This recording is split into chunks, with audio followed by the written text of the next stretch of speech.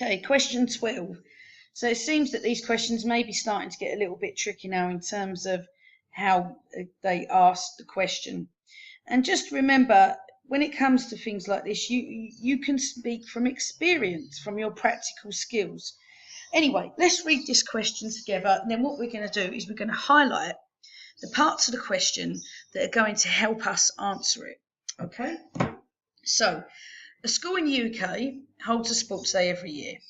Students complete a number of athletics during the day.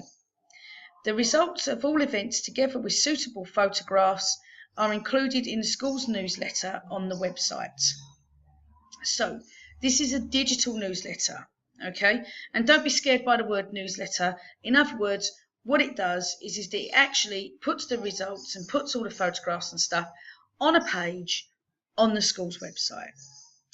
Initially, the results will be stored on a spreadsheet. Describe how the sports day part of the newsletter will be produced. So is all they're doing is making a web page.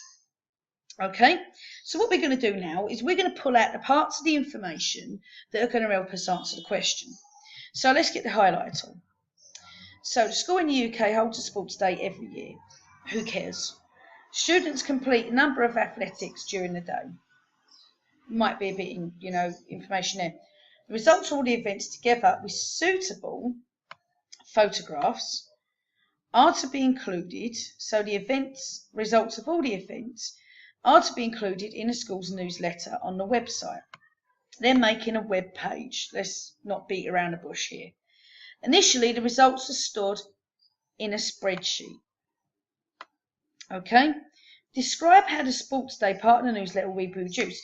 So basically, they're making a web page that is going to include information from a spreadsheet, and it's going to basically include photographs. How do they take the photographs? With a digital camera.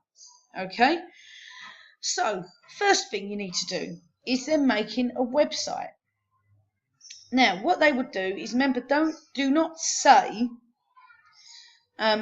they will use Microsoft Expression Web, because that is a copyright name. Okay, so say they're going to use web authoring software, or if you can't remember the word web authoring, say they're going to use a software to create a spreadsheet.